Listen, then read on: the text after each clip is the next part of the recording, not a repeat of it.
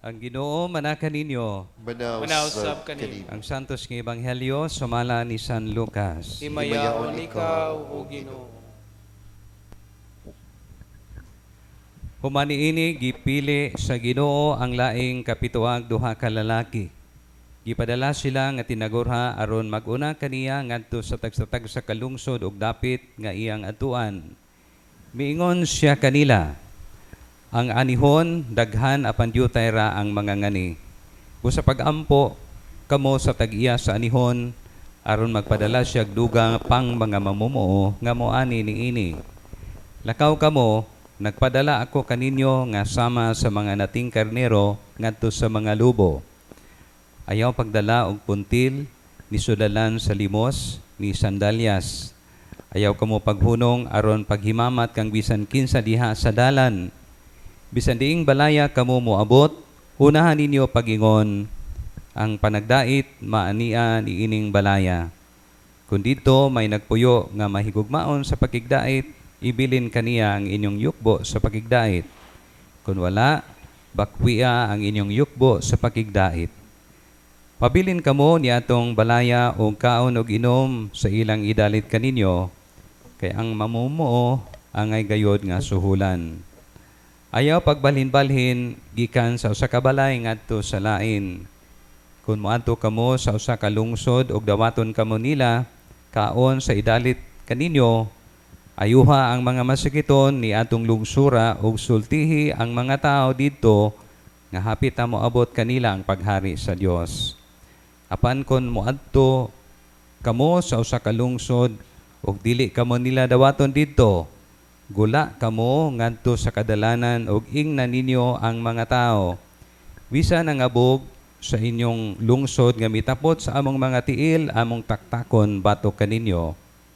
Apan timan-i nga hapit na maghari ang Dios kaninyo. Sultihan ko kamo nga sa adlaw sa paghukom, ang Dios mas maluoy pa sa Sodoma kaysa ni adtong lungsura. Ang Ebanghelyo sa Ginoo. Daigon ikaw, O Kristo.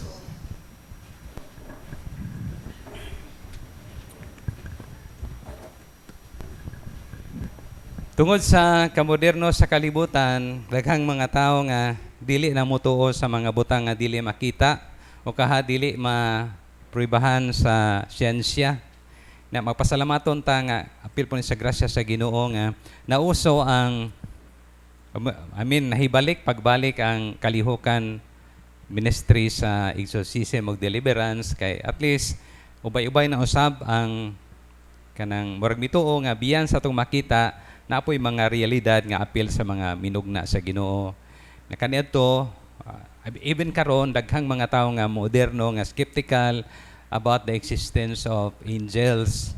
Kanya apil man na murag partner ang pagtuo nga walay ilang gidinay ang presensya sa anghel, mudinay po sila sa presensya sa demonyo. Pero at least ubay-ubay na ang mga tao nga nalamdagan tungod sa mga panghitabo nga makonect sa mga buhat sa exorcism o deliverance. Mahinumdum ko sa dihang bag-o pa kong girunahan sa pagkapari. Na-assign ko hospital for 3 years. Una, usa ka adlaw, usa sa mga nurses mi pampit na ho siyang kasinatian silang bahay ba. Yung siyang nalibog jud ko padre kay ahong anak nga wala pa 1 year old. Dito niya gibutang sa kuna. Nya, nasya sa pikas nga kwarto, niya ang ilang bahay kay kahoy man. Natinga siya kay pagbalik sud ko niya sa lawak kag isudlan sa iyang bata. Naman dito sa sahog iyang bata nga smile ba niya. Na matinga siya, wa man po ko kadungog gadahin ning hagsa o ni kagba kay sahog kahoy man ang sahog. Ngano man to padre, tinuod ba ng anghel? Mao na iyang pangutana na ho. Okay. Napo ko'y kaugalingon nga experience. Di atong seminarista pa ako, bakasyon. Theology na masiro ko ato niya. Bakasyon to niya kay kung na may bisag makadawon sa tinikangan sa bakasyon sa Pasko. Ang among balay mga 3 kilometers man gikan sa sentro. Sa sentro atong panahon na ato pagkot simbahan sa sentro. Kanya ingon ko sang nanay, pukawa ko mga alas 3:30 kay 4:30 masiguro tong misa sa kanang Don Mas. Nya gawas ana nga nanugon ko sa nanay. Gaampo po ko before ko na to nga anghel magbalantay. Pukawa ko 3:30 be. Mari nga na ba ang idea sa akong kanang hangyo.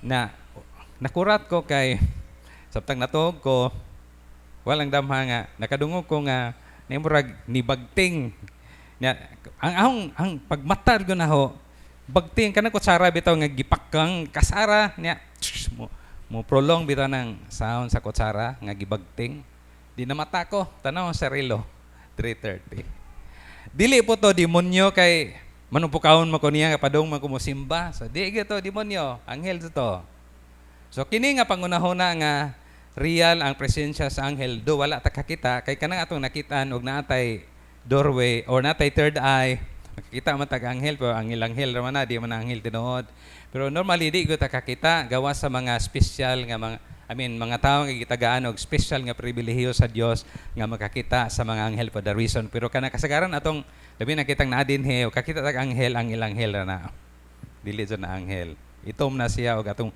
sabligan og kanang bendita.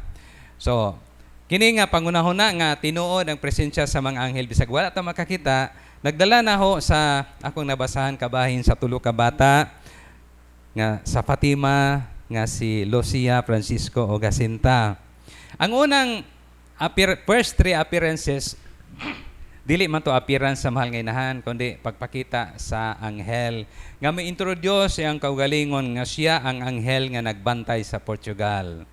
So sa hierarchy sa mga anghel matawag to siya nga principality. So mao to yang classification. Ya, gabantay siya sa kuan sa Fatima. Mao iyang kay mao man itrabaho principalities. Magbantay sa nasod o sa mga grupo sa katawhan. Mao na iyang duty.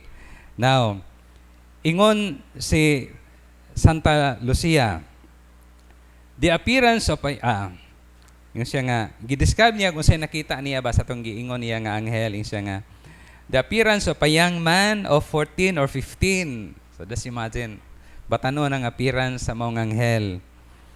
Whiter than snow, which the sun rendered transparent, as if it were of crystal and of great beauty.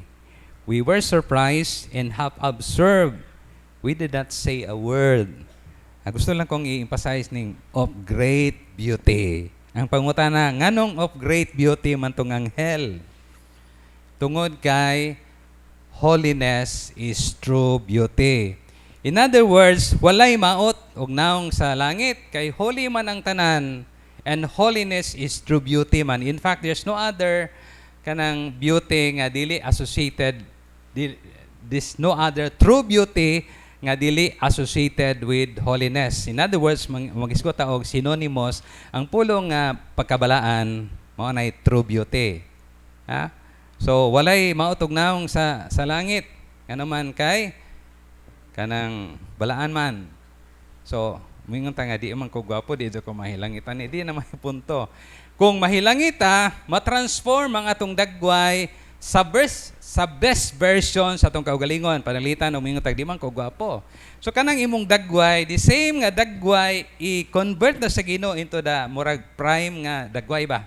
Pero ikaw go gihapon na dili mahimo imong ang imong nang mahimong Alden Richards o kaha Marian Rivera, di na ikaw na. So ikaw gihapon igabot sa langit pero the best version of yourself. Mo ni mo ti pasabot nga ma-transform ang atong kung mahilangita kay di man ta kasud og langit unless mabalaan ta.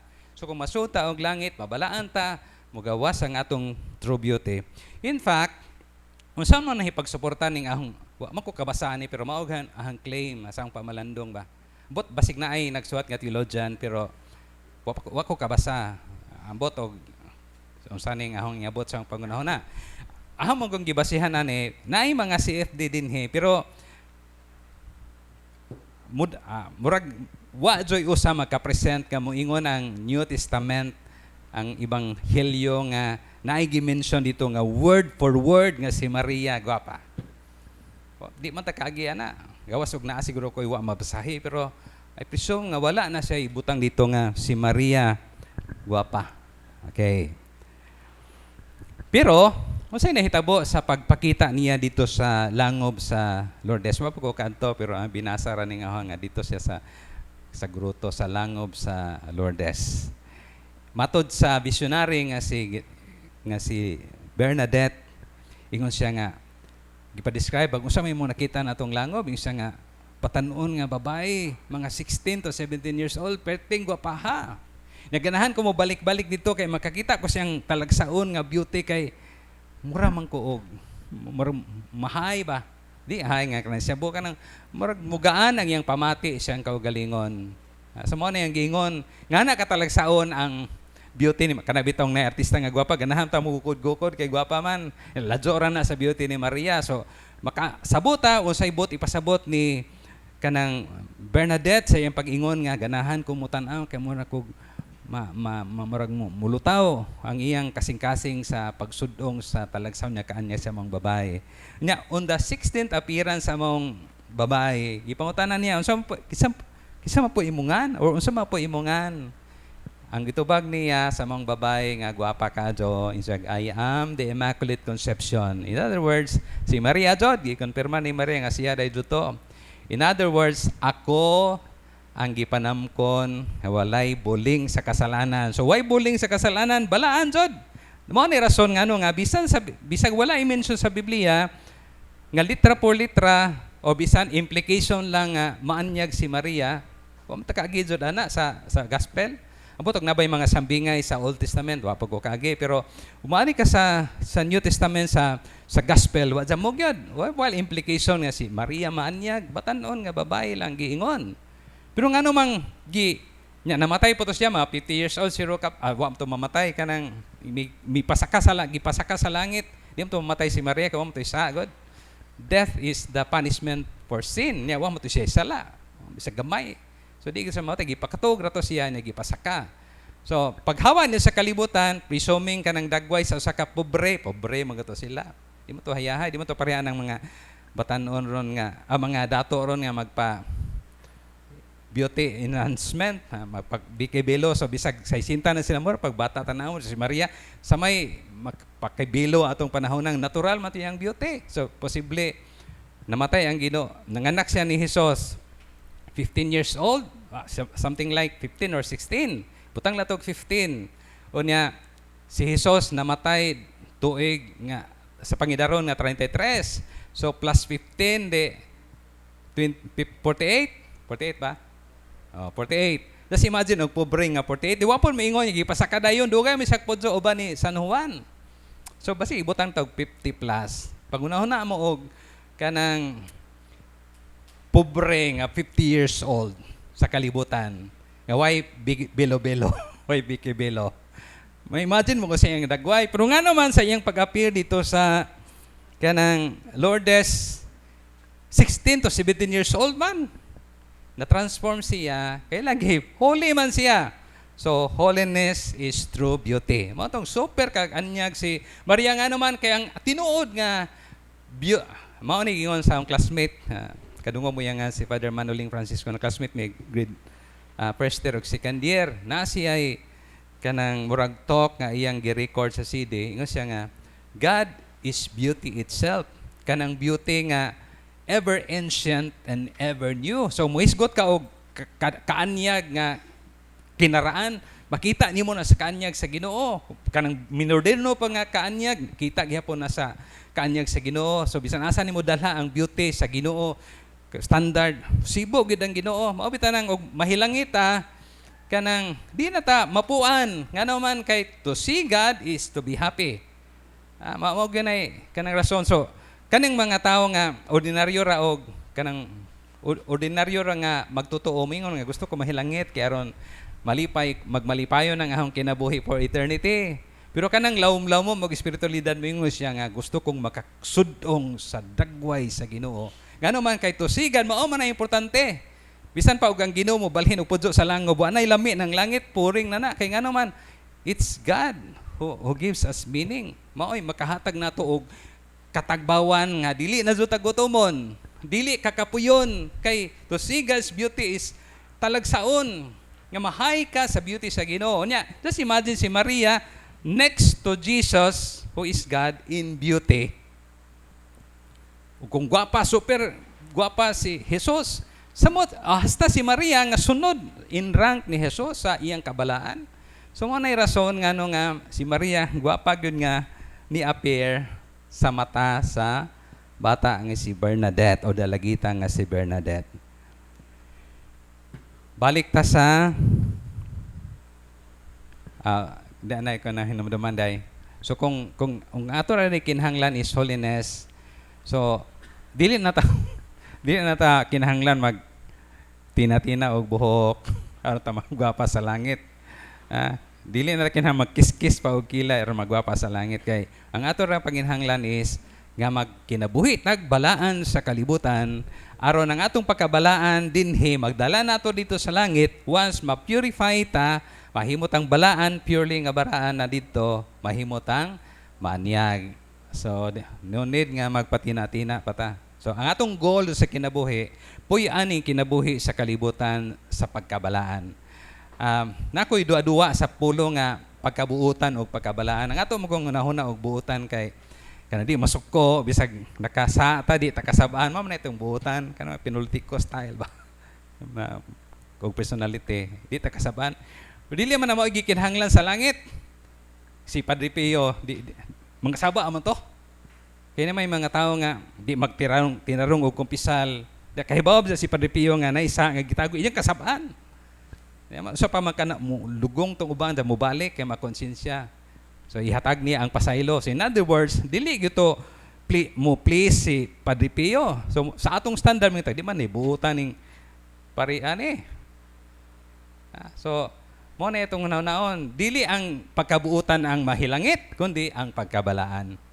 Kaya ang pagkabalaan, posible man kang kasabaan ka, kaya ang tao nga nag-maintain sa iyang pagkabalaan, usahay mo, kureher na to, for a good reason, mga saba. Para ni Jesus, kasabaan niya itong mga gahimong kanang merkado sa templo. In other words, di buutan si Jesus kay, o di na maayos, balaan si Jesus kay, nangasaba man. So mo na itong kanang koreksyonan nga pangunahuna nga og mga saba dili buutan kay ang gikinahanglan sa langit balaan man dili man ang buutan. So I hope nakakuha mo sa distinction. Balik ta sa anghel. In 2019 rama koy katong panahon na si Father Darwin di pa mo ta exorcist siya kanang deliverance minister nya sa ko nang na-mention og diha mo nakadungog ani na ako'y gidala niya nga formerly parishioner sa gidana niya na murikumon pa siya nga ato ipasole mato sa exorcist sa kanang talibon katulo sa ahong nabatayan atong maong possess ani sugod na ni Father Darwin og deliverance itom dagan siya makitaan kay open naman niyang open kadto yung third eye. The same thing mahitabo dito ni Father Aster. Sugod na sulog deliverance or exorcism itom mo pijong tayo sa malisang kay kidaghan ko siya makita itom ba nakamiwa gumi kakita siya ni daghan sa itom mo piyong ito siya usang adlaw nangutana ko ni Father Aster Padre nganong daghan man siyang makitaan ingon si Father Aster nga kini day ko nung demonyo nga gapose sa tao once makasense siya nga nanay kaaway manguntak na siya o reinforcement ba haron daghan kayo niya kanang usa ka butang ang itong mahibawan kini mga demonyo dili na sila friends dili friends ang demonyo kay ngano man ijahay man na sila og pahawd hawdanay mura gud og makita ng mga demonyo maggubgob na sila mabitaw kanang nay mga possess nga naa dinhi usahay magiaway na sila mo react wa man sila kalibutan kaya ang demonyo nga naa nila, mo react siyang kaugalingon kay isuganay man na sila. Sa pa-under ba, hierarchical mo na sila. So di magpa-under, so pitag pagkakita nga, ano demonyo usa di, aho dyan ng gulaton, away-away dyan na sila. Pero, kung naa sila common enemy, sa may mahitabo, mag-unite na sila. Timanin so ha? Magkaaway na sila, dili sila friends, pero once naa sila common enemy, they become united. So mo na exactly mahitabo during exorcism itom daghan di sila amigo pero mahimon lang sa amigo kana may pare ilang kontra nga mo'y mag-exorcise mag-deliverance Mo ni gingon ni Father Aster nga explanation nganong naidaghang kwan. Ang pangutana nganong sa kadaghan nila batalyon or legions man ang kanunay nga term. Usara ka buok ang pare.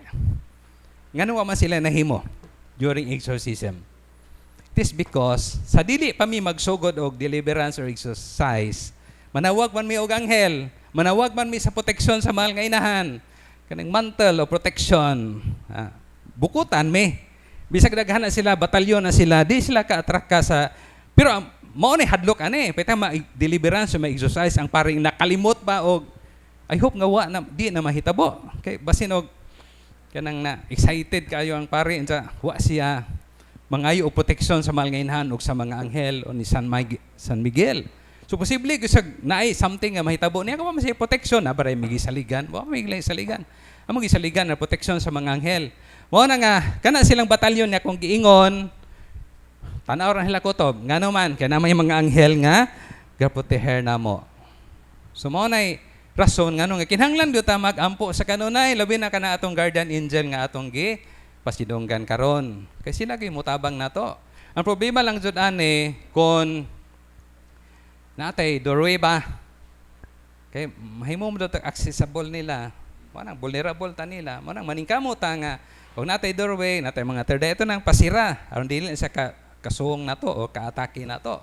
Nya mapalig-on ang maong proteksyon pinagi sa pagampo og sa mga sakramento. Mga opisyal tang regular, kalawat ag regular, wa nay mahimo ang demonyo. Labi nagsigi po tagampo.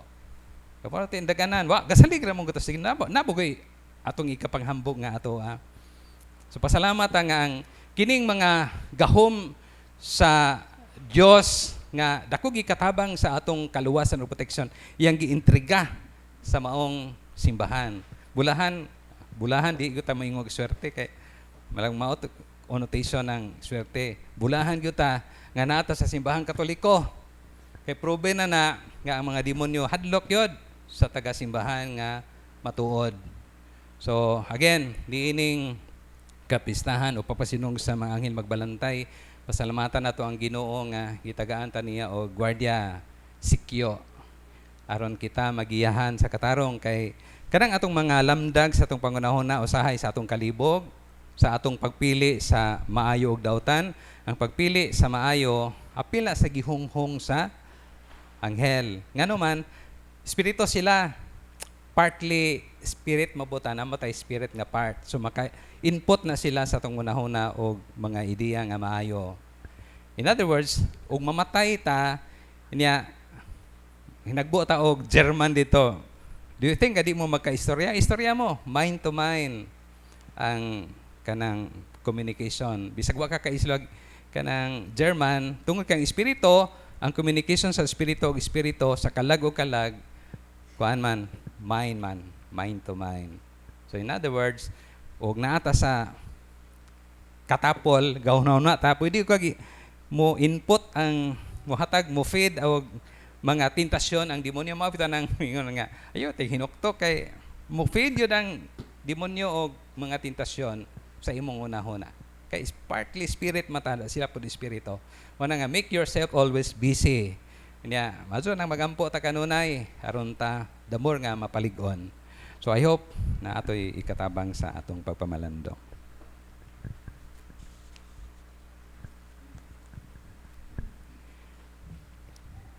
Palihog manindog.